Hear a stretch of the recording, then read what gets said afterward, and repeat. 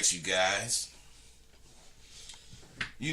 I'm starting to like StreamYard because you could do whatever, whenever. You could only do it on the hour and a half hour on Blog Talk. So this is better.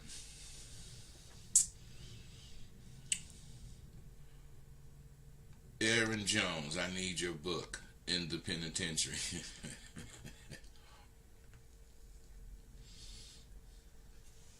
Well, fellas, we gonna talk about something very fucking important to me. Should be important to you too. We gonna talk about conversation. Everybody believes they know how to talk. They know what conversation is. If I said, what is conversation? You fuckers would really say whatever you thought and you'd be wrong.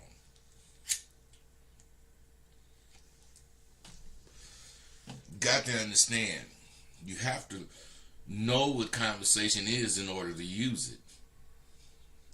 Now I'm going to explain what I mean when I say conversation is either a tool or a weapon. First off, you should understand what come out your mouth represents you. That alone by itself should be important enough for you to really care about conversation. But I see it needs further explaining. So I'm going to explain conversation as a tool. And afterwards I'm going to explain it as a weapon. Using the same conversation. I'm going to break it down line by line so you can realize how to think. What really is a turn on for me is to be out, not really looking for shit, and some bitch recognize the caliber of motherfucker I am. Now, the way this works is mental. You have to have the correct mentality if you want your conversation to be effective. Now,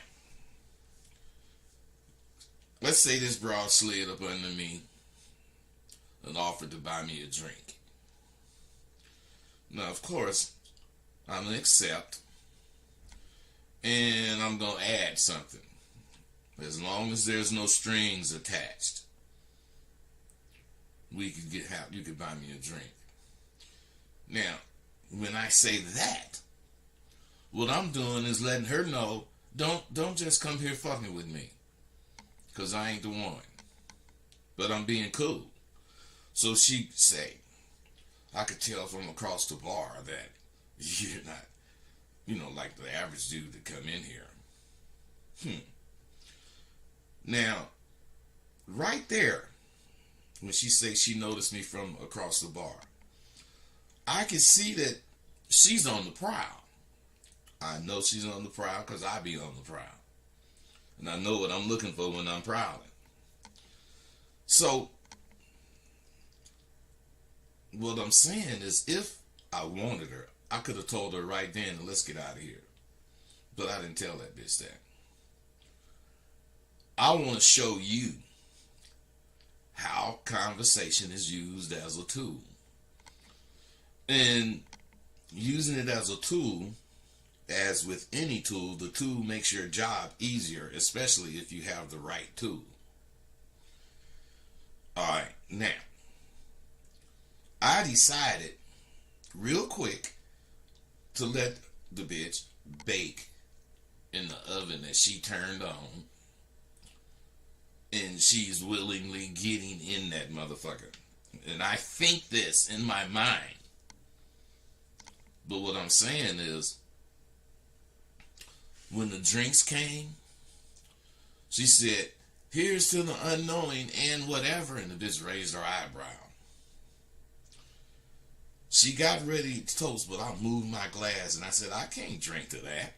That type of toast is from a motherfucker who's wishing they could have what it looks like they is seeing. I'd much rather toast to here's to being able to recognize shit from sugar and at the same time being a magnet for the recognized sugar. Now, when I said that, she saw that I busted her salivating, thinking about what the fuck she was finna get into. That bitch raised her glass up and said, "Here, here." And then before she took a sip, she said, "You married, aren't you?" I smiled at her and realized she saw she wasn't going to get to, go home with me. And I said, "Why, of course I'm married. What woman could speak to me for 2 minutes and not want to marry me?" All she could do was smile. As she said, that's fucked up. Now, what I'm saying is that's the whole conversation. But here is the conversation broken down, line by line. Everything starts with what the fuck you think. All conversation starts with what you think. Excuse me.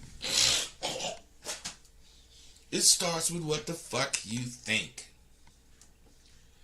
Now, you then pulled up to this wherever, and what you think starts with as you get out the car, heading to the establishment. Your mentality is to be out, not looking for shit, and some broad recognize the caliber of motherfucker you are. Now, this should be understood, but if it isn't, that just simply means I like to be seen for who I think I am. Now, once I'm noticed, she's going to approach me, or I'll notice her noticing me, and I'll approach her. It just depends on what happened. Now, this broad came and sat next to me and offered to buy me a drink. Now, if you're slow, you'll wonder what she's up to. But if you're me, you already know she's seen you come in and she wants you. She offered to buy me a drink, and of course I accepted, and I added a caveat, as long as there's no strings attached. Now, see right here, I'm letting her know I'm no sucker, and buy me a drink at your own risk. And if she does buy one, she's as good as mine. She said, "I could tell from across the bar when I noticed you sit down that you weren't like the regular dudes who come in here." Now here she's confirming to me what I expected. What I suspected. She likes me, and she wants to see if I can catch her. Now I could see she was on the prowl, so I had to use my charm and mastery of delivering the proper responses if I wanted her. I could have told her right then to let's get out of here, but I didn't. Like I said, I let her bake in the oven that she turned on. Now at this point, I surmised what time it was with her and reversed it on her by letting her stew in the heat she created by fucking with me. Now when the drinks came, she said, "Here's to the unknowing and whatever." See, in conversation, it's very fucking important to be a good listener, so you can decipher what she really is saying from what words she's using talking to you. When she said the shit, "Here's to drinking," no, not here's to drinking, "Here's to the unknowing and whatever," that was to let me know that she was down for whatever I wanted to do. And when she said whatever and raised her eyebrow, raising her eyebrow was to let me know she was a freak and was ready for me. So she got ready to toast, but I moved my glass and said, "I can't drink to that. That type of toast is for a motherfucker who's wishing they could have what it looks like they're looking at.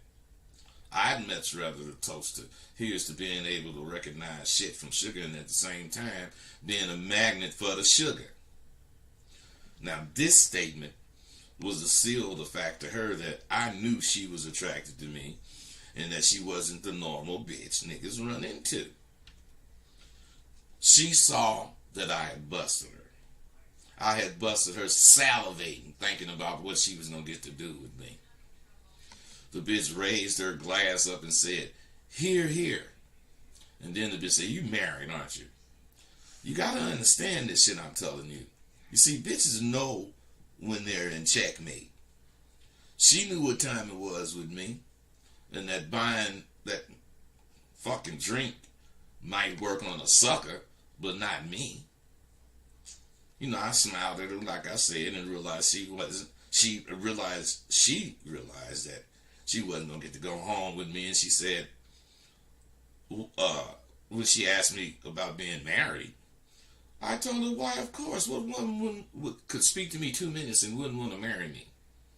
See, here, I'm confirming to her that her attraction was genuine. But I'm a prize man and ain't gonna just fuck with any bitch I meet. All she could do was smile as she said, that's fucked up. Checkmate. What I'm saying is, when you use your conversation as a tool, it makes who you're talking to, it should make who you're talking to very susceptible to whatever it is you want. That's because you're using your conversation as a tool to help you get what you want. Now, I really think, dudes think they be playing on me when they hit me with them instant messages and promise, I'm about it, of course, blah, blah, blah, next week. But I got a question to ask you. Ask me next week. See, do you guys see why when you tell me you gonna get my shit this Friday, I be chicken shit. Do you know why I be so chicken shit? Out of 11 motherfuckers who tell me they gonna get my shit, 9 out of 10 times, 11 motherfuckers don't do shit. Not one of them motherfuckers keep their word. And I ain't really mad. That's why I only answer one question and then cut you off. I know damn well any person who wants to enroll in Sidewalk University will do it. No questions asked. Now, if they have a question or two after they've done it, they ask those questions then because they know that they, if that's the case, can ask. But it's never necessary. My shit is damn near self-explanatory. See, average is my enemy. And I must say, my thoughts are my only worthy opponents.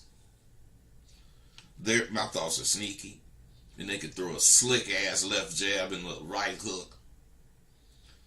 I spar with average every week and have an all-out brawl with that motherfucker 4 or 5 times a year. Fact is, I beat average ass every goddamn time. I can win the battles I have against average because I used to be average. My name was John Average Dixon. Then I got laced with a little slickness at about 8 years old. And I came out of that average shit by the time I was 12. And when I hit my teens, I went buck wild searching for the truth. I found it at Fuller's Pool Hall, where I met some real pimps. 3 minutes listening to the shit they was talking, I stripped that average jacket off and left it for the average motherfucker who could wear it. I have not thought about anything average since I graduated from high school, where I was an average student.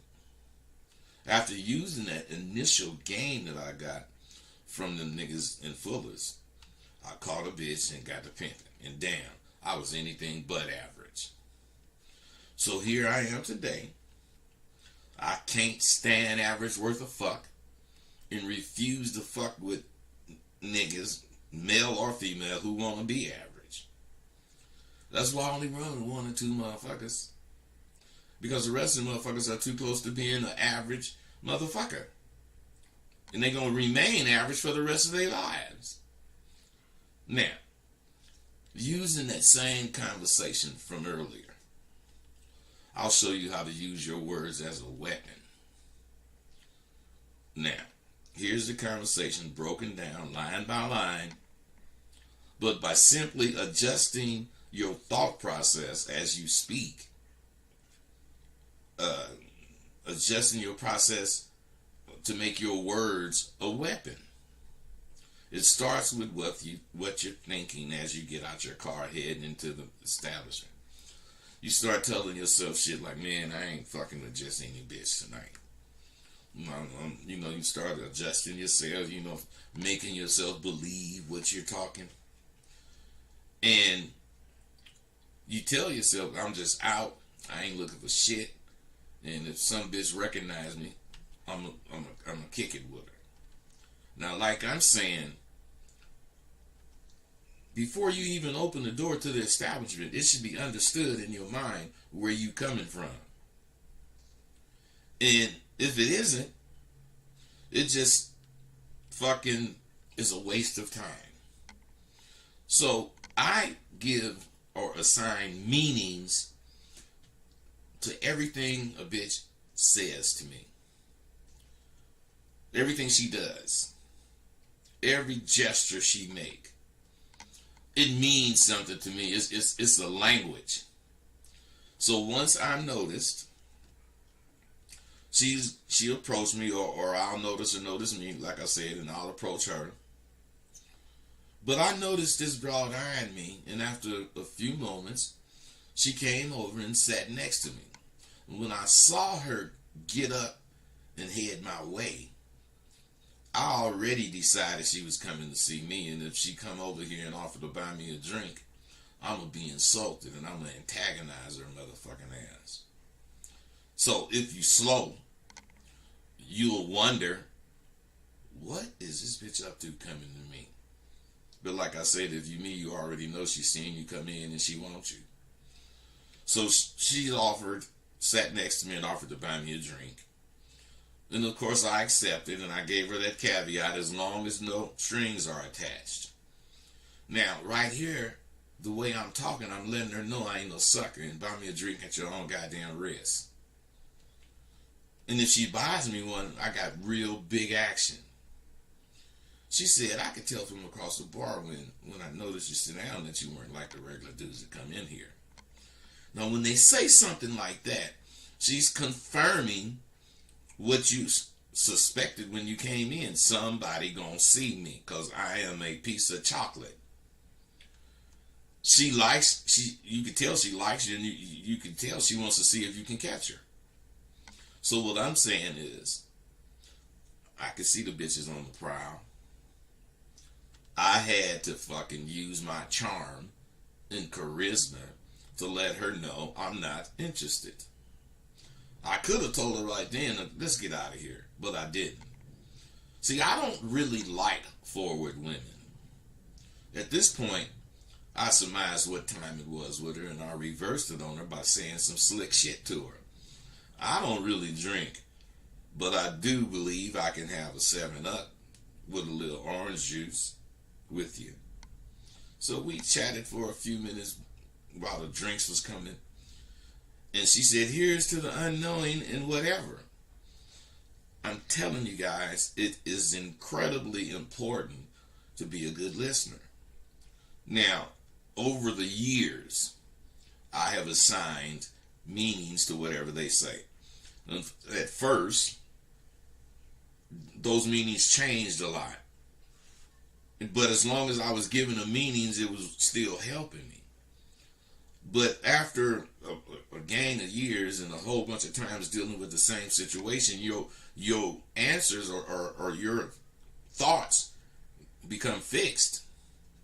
So what I'm saying is, you have to be a good listener, so that when the bitch say whatever the fuck she say, you can take it, twist it, add a word from what she was saying in your response, a word or two that she said, and she gonna be mesmerized. And you guys don't believe that goddamn shit, but I'm telling you, I know what the fuck works on a woman's mind. So if you a good listener and you can decipher what she's really saying, she's gonna really deciphering what she says into your words while you're responding to her is a complete turn on for a woman. I don't know why they get turned on when you actually do this. So the bitch said, here's to the unknowing and whatever. She's telling me, I don't know what you think and what you want to do, but whatever it is, I'm down. That's what she's telling me when she say that. And when she say whatever and raise her eyebrow, that really is telling you, you got this one. So now that I know she's a freak and she's really ready for me, we get ready to toast. And I'm telling you, I'm antagonizing. So I'm moving my glass. Nah, I can't drink to that weak shit. That type of goddamn toast is too vague and has no meaning. I'd much rather toast to here's to being able to recognize shit from sugar and at the same time being able to be a magnet for the sugar. Now this statement was to seal the fact to her that I knew she was attracted to me and she wasn't the normal bitch that motherfuckers fuck with. She saw that I busted her. And I'm telling you, I busted her salivating, licking her lips, thinking about what the fuck she was finna get into. And when she raised her glass, and she said, here, here. And then right before I got ready to touch her glass, she said, you married, aren't you? And I'm telling you, I'm not telling her I'm married, but she surmised that I'm married because I'm resisting her. And motherfuckers don't normally resist her. But she knew what time it was with me, and that buying me a drink shit might work on a sucker, but not me. And I smiled at her ass and confirmed that I was married. I wasn't scared to tell the bitch I was married. And I ain't finna lie about shit. And I told that motherfucking girl, what motherfucking woman would want to talk to me 2 minutes and not want to marry me? Now, I just confirmed to her that her attraction was genuine. I'm a motherfucker to be attracted to. But I value myself. I'm a prize man, and I ain't just gonna fuck with any bitch I meet. And all she could do was smile and say, that's fucked up. I'm telling you, mentality is a motherfucker. Now that brings me to my nigga Tay. Me and him could be brothers. We almost the same. We think different about a lot of shit. But about what's important as far as this game, we think the same. I was already up here, but this nigga came up here, had a fine bitch waiting on him and shit. And the nigga gets here, and damn near nothing goes as planned. And I asked the nigga, I say, what, nigga, you got a new boo? And the nigga say, nigga, today, anything or anybody can be your boo. Shit, I gotta see where that bitch is really coming from. But she is cool enough that I can see she's a bitch I'd want to fuck with. Now that shit was dope. I like that. Because a nigga come up here on the strength of what he thinking. Fuck what the bitch said. Another point. If God does bless you young motherfuckers to get into your 60s and 70s, just remember your pimp friend Rosebud told you this. You gonna look back? No, look back and try to remember when you was 14 or 15. And when you do, remember the people you was running with, male and female. Now once you've done that, see if those aren't the most important people in the world to you. Even your enemies, the bully, the girl or guy that got away, all of them are very important to your being. Those were the times you was becoming you, and each one of those people had something to do in forming who you ultimately became. I'm telling you, I love Elaine Claiborne, Sandra Glasser, Michelle Barksdale, Lila Thompson, and all those goddamn girls who are now 60-year friends, female, and the females in my life mostly. I mean, they are the females in my life, even though I don't talk to them all the time. I'm saying they got way more action than any bitch. I'm talking about they 60, they 70 like me. But they would get way more fucking action from me as far as being a gentleman, as far as doing whatever, buying them a drink, whatever, buying them dinner. I'd do that in a minute with them. They ain't never gave me a dime. But I know they made me who I am because I couldn't fuck now one of them. All I wanted to do was fuck them, and maybe they knew it. I don't know. And they respected me because of how I carried myself. But they all wasn't, horrified, scared of me. But they were scared of me because I'm coming straight for the pussy. I don't give a fuck what you talking about. Now, them is the women in my life. We can't forget Michael Virgil, Billy Randolph, John Bumpers, Lee Ferrara, Stanley Jones, Rusty Brown. Man, them was the dudes that influenced my rowdy youth. I wouldn't even be John Dixon if it wasn't for my motherfucking lifelong friends that I mentioned. And the many, many, many motherfuckers that I didn't mention. So I say again, I'm a blessed man to have so many of my lifelong friends still walking the earth sane and in good health. We all know who to thank for our good fortune. So together, we can say, thank you, Jesus, for letting us see these days and the ones that we will see. I'm just saying, life has a lot of things for you to learn. And if you learn them all, you don't have to remember everything you learn, but if you learn them all, by learning it, it's going to be in you. And you can always call on it. So, I went to the Bay Area, this is a couple of years ago, I went to the Bay Area for a proper burial for my brother. And I saw hella 60-year friends. I mean, that's saying something. Something we don't get much of these days.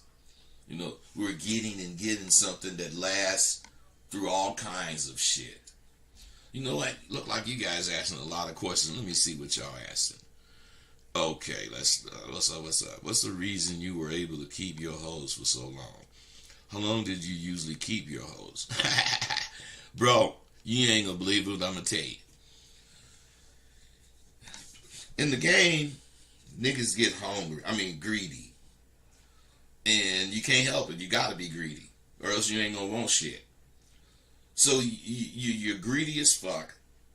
You want everything. But you a pimp. So, you don't go out and punch a clock. Because once you punch a clock in the game, you never punch out. Once you punch in, it's on 24/7, 365. Now, why or how did I have my bras so long? Man, them bitches flourished. Bitch be with me, I'm buying her a new car. Bitch already gonna have her own place to work out of. The bitch gonna have a wardrobe like a motherfucker, furs, diamonds, everything. Why? Niggas, they used to say, nigga, you spoil, bitch. No, nigga, the bitch spoiled me. And what you don't understand is because they used to get mad at me every time them bitches drove a new car because it was in their name. Think of this. Pimp is a greedy nigga. So, a pimp motherfucker should think like this. Not all of us do, but some of us do. Men, a car note and insurance together, maybe $500. And the rent, maybe $1,200-$1,500. So that's $2,000. Wham Wham and Zuzus or whatever the bitch need during the goddamn month ain't even gonna add up to $500. That's $2,500. Now think of this. You pay this goddamn money once a month. But you get 3 times $2,500 every week. Or at least 2 times every week. So who's winning? I'm spending $3,000 on the bitch every month, and the bitch paying me $40,000, or let's say $30,000. Who's winning? I'm saying the bitch's head is blowing up because people looking at her thinking she's just doing so well. But this is one, she's one of 5 bitches. All of them belong to me. All of them got the same kind of overhead. And I'm handling that shit every month. Them bitches ain't worried about shit. They ain't worried about where they eating. They gonna wait 30 days for me to give them an off day so they can be with me. Because when they be with me, we finna do some big shit. And you ain't going to work that day. So my point is, if you put value on what you doing, value who's working with you as your team, and you treat it proper, they gonna stay. They ain't going nowhere. They don't give a fuck that you don't let them sleep in. They don't give a fuck they're going to work 7 days a week. Because the rewards to them equals. Man, you know, think about this. I used to take a bitch to the car lot, and I used to say, look, bitch, I'll pick the car, or you could pick the car.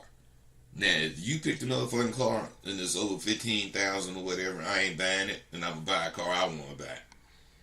We go into this is in the 70s, the 80s, so cars wasn't as expensive as they are now. But anyway, we go in there, and the bitch would say, oh, I like this one.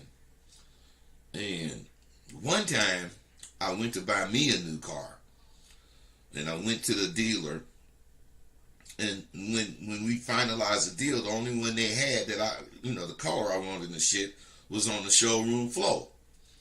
And I said, man, I want that one then. So the dude said, okay, we got to drive it out. And when they started it up, something hit me. Dude, let me drive it out. And they said, okay. So I get in the car. I'm already leaning like a motherfucker, and I ain't even pulled off yet. I put the car in drive, and I looked at them pack of woods, and I just burned rubber, and got out the door, and I just stopped, and then I just pulled off. Let me tell you something. I never forgot that feeling. That was the coldest goddamn feeling. I didn't have that feeling until I bought that Rolls Royce. But now what I'm saying is thinking. Remembering shit. Man, if I felt like that, how the fuck would a bitch feel driving her brand new car off the goddamn showroom floor? And I made sure I did that with each bitch every time I got them a car.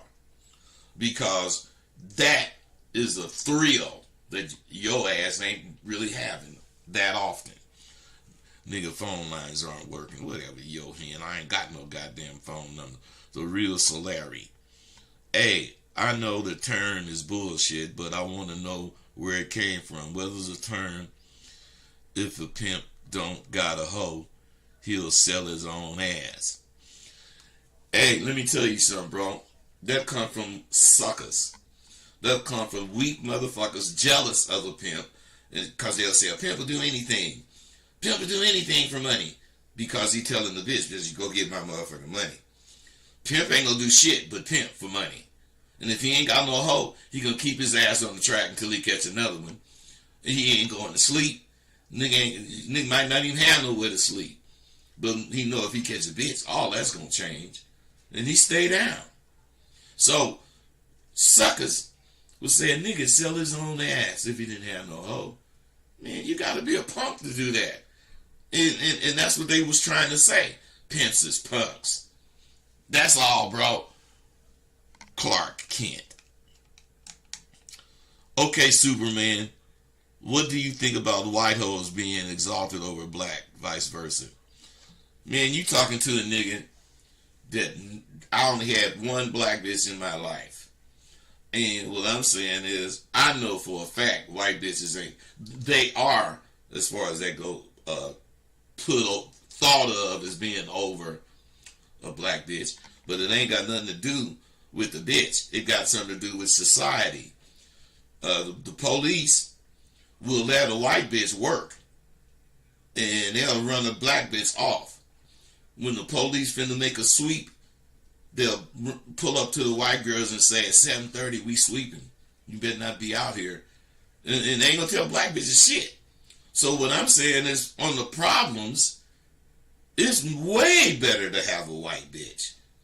You're gonna have way less problems because it's a white world. Now you got a black bitch out there hoeing. Not only is she hoeing, but she black. So they really hate her. And that's just how it is. Shit. It's me. Yes, master. And I want to love to be considered to be your team. What? Or sold to be your own personal business willing. Man, see, now this is something I can't deal with. You guys be typing. You don't even reread what you type before you post it. You don't care that it ain't making no goddamn sense. What the fuck is this saying, man? This it's me nigga, man. What the fuck? Professor, do you wear the sheer silk dress? God damn. See, I hate this. What does my socks have to do with conversation? Of course it has a lot to do with it if you're looking at the overall dress affecting the mentality of me. Yeah, I can see that. But just to ask, do I wear the sheer silk socks, which is pimp socks? Motherfucker, they call pimp socks. They don't call no goddamn sheer silk socks. Okay. Hey, man, what's your definition of discipline?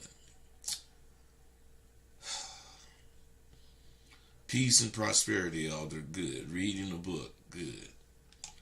Well, you guys do all that, OG. Hit the like button, y'all. That's right, Orange. Real abadabba. What's your definition of competence? Mine is the ability to navigate in the surrounding factors, allowing you to reach your goal. No matter the limitations, I guess. Man, is competence the same as confidence? In my last question, what's your definition of clarity? God. Although them girls must have been revving them new Corvettes when the other hoes were around, flashing off them new clothes when the other girls were around, maybe even to each other for that competition. Sarah, I know you kind of right, but they wore that shit because that's what they wore to work. Yeah, they wore it for styling. Yeah, they wore it for catching. Yeah, they wore it for all the things you mentioned. And hella more things, man. They wore it because they was that kind of bitch. They wore it because they was with that kind of nigga. They wore that shit to show their position in the game. You know, you a broke bitch, you ain't gonna have this kind of goddamn shit. If you a bitch that got the pimp that's chicken shit, well, not chicken shit, greedy as fuck, you ain't gonna have that kind of shit because he wanted it all for him. So, you know, that's just the way it go. Alright. And I am talking a lot about pimp shit, but goddamn it, this really, y'all asking too much about pimp shit. I ain't nobody trying to make you no goddamn pimp. Them girls must have been, oh, I already read that. Burnt rubber out the showroom floor. That's right, goddamn it. The pimp gotta be ready, greedy. That must be the driving force to them motherfuckers walking around the track for like 12 hours. What is a pack? And if they still exist today? Don't read those questions, huh? Hey, a pack, it could be the number of hoes you got. It could be the number of motherfuckers that's running in your crew or whatever. I don't know what you mean when you're asking about a pack. Unless motherfuckers talking about a 6-pack. You know, that's 6 hoes. That's just the way it go. Period. So let me get back to some of this goddamn shit I was talking about. So, like I was saying, I went to my brother's funeral, saw damn near my lifelong friends. And that's saying some shit. that we don't really get to see much of these days because, we're getting and giving something that lasts through all kinds of shit. I'm talking about the friends that we have, 60-year friends. You had a fight with this nigga. This nigga took your woman. All kind of shit. When we seen each other and we even laughed about the shit. We didn't get any problems that couldn't be handled with conversation and a willingness to not let shit come between you. I salute my lifelong friends, my female and male friends, and I give a grand salute to my lasting this long. 60 plus, actually 70 years. I wonder if I have pushed, you young guys and some of you older guys off by saying I don't think you should ask questions. Well, let me clarify where I was coming from when I said that. I should have said it more completely. If you have a question, whether you know it or not, you have part of the answer already. If you would take the time to investigate the parts you already have, you would be able to find out the rest. But no, you would rather call, text, instant message, whatever you do, so you could ask. And when you ask, and you're told, it doesn't sink in. It doesn't stick. That's why you ask the same shit over and over. You guys gotta understand that, oh shit. Noni baby, I'm doing a video, I'll call you back. Alright. You guys gotta understand how life really works. Life does not, it can work the way you want it to, but it is not necessarily going to work the way you want it to. But what can happen is however life goes, you can manipulate it to work for you. Think about all this shit that's going on. Ain't none of this shit that, political bullshit, something you want. Something you wanted to do. But it is definitely affecting me, my bottom line. So many people broke. My registration is down. Everything is going on. But it ain't changing me. It might change my tactics, because you got to adjust with life. You can't be doing something, it's working 10, 12, 15 years, and then something happen to change that, and you keep pushing the same shit. You can push the same shit, but you got to do it a different way. And this is what you guys got to understand. Some things cannot be addressed without asking a question. So where I'm coming from is if I must answer a direct question, I be thinking maybe this person that's asking the question shouldn't be trying to get involved with this. Because they ask these goddamn questions about this, and this could cost their fucking life. And how the fuck would I feel if something I told this motherfucker made him want to go do this? A person who doesn't ask questions but seeks information about the life is more prepared mentally than that person who simply asks questions. Because the person that don't ask the question, but he, is looking for this answer, he's really seeking it. He's looking for it and he's doing and going through whatever, hoping something shows him what he's looking for, instead of asking. That way, when he come up with whatever he was trying to come up with, he gets more respect. I don't want to be responsible for any of you motherfuckers getting hurt or worse. And I'm going to start accepting any goddamn question you have. I didn't intend to make it to where you motherfuckers would be scared to talk to me and scared to ask questions, whatever. I know I did the shit the way I did it. And I'm actually apologizing. Because I don't want you scared to talk to a nigga. I want you goddamn thinking when you talk to a nigga. Think the shit through. So I don't say no negative shit. Starting now, I ain't gonna be negative to your asking questions. And I hope you understand where I was coming from. I don't want to be responsible for you motherfuckers getting fucked up in some way. I changed that thought too. I ain't responsible for your ass getting fucked up in any way. I told you in an earlier post, the way you see the question determines the correct answer.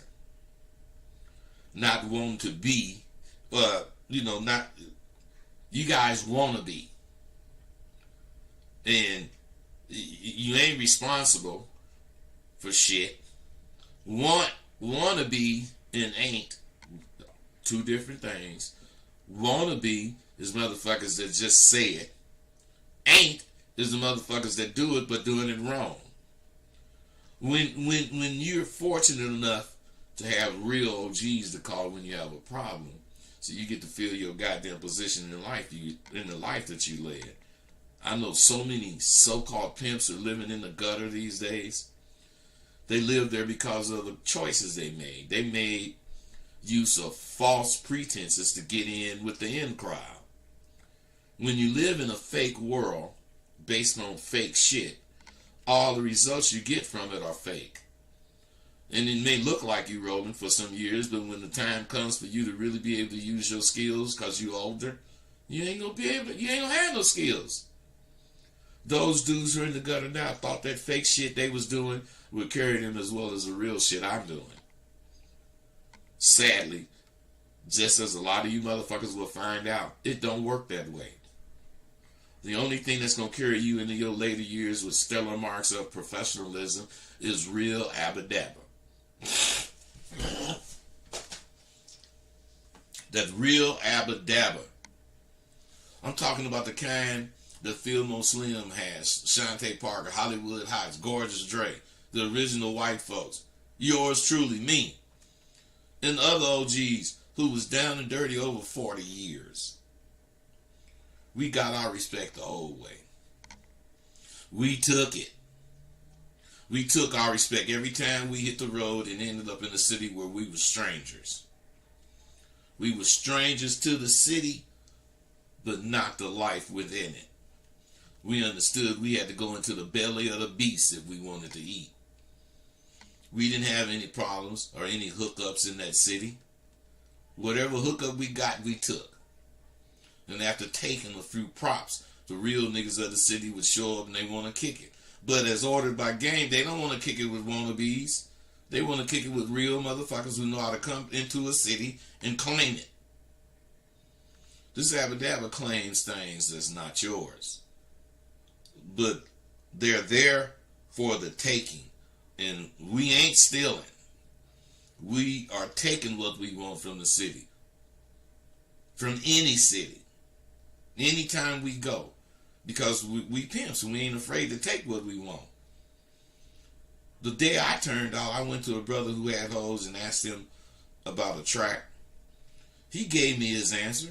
And when I asked another question, he went off on me and told me I was scary. You know, I shot back at the nigga and then he said, nigga, you must have some game because you got the bitch out here. This is the only piece of game I'm going to give you. Put the hoe down and whatever you don't know, the question she has when she come in and your answers will tell you all you need to know. Now that shit sounded so motherfucking crazy to me. But I sure took it and left. And that's all the motherfucking game the motherfucker gave me. And it took 6 months in the game, which is all I had, before I decided I was ready to go to Hollywood. I want to see the sense in what he was saying. That's why I revisit every goddamn thing I do, because reading my book this morning showed me so much about how I was when I was out there. I never accepted that I was a pimp until I went to Hollywood and my hoe had to jump out of the trick's car and she got fucked up. And I had only been there 2 days. And the nigga that was in my room when the bitch came, And I seen she was fucking, damn, bitch, what happened to you? Bitch said, I had to jump out of Trick's car. And the nigga get up to leave and he said, welcome to Hollywood, Rosebud. I'm still partners with the nigga that told me that, and that was back in probably 78. I'm still cool with that nigga. I had to come up with so much shit to say to that hoe about this game on the spur of the moment without having any knowledge of any of the shit before she came in. But I remembered Marvin.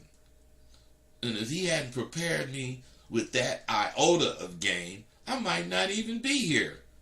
So I say thank you, Marvin Harris, for punching me in the chest when I needed it. When I needed it most. Marvin tried to hit me to the shit way back in Oakland. So I'm going to hit you to it now with a quote from my book, Rosebud the American Pimp. When you young and you a turnout pimp, all sorts of things happen to mold you into who you gonna become. There's one thing for sure, and that's you're going to change. Into what is another question. And it was two things I realized early on in my pimping.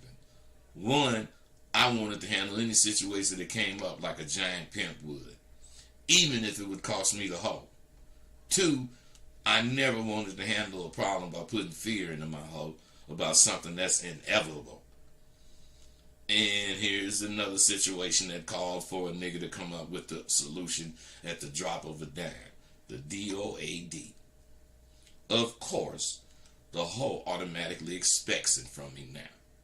And so do I. That's why I stay so motherfucking down.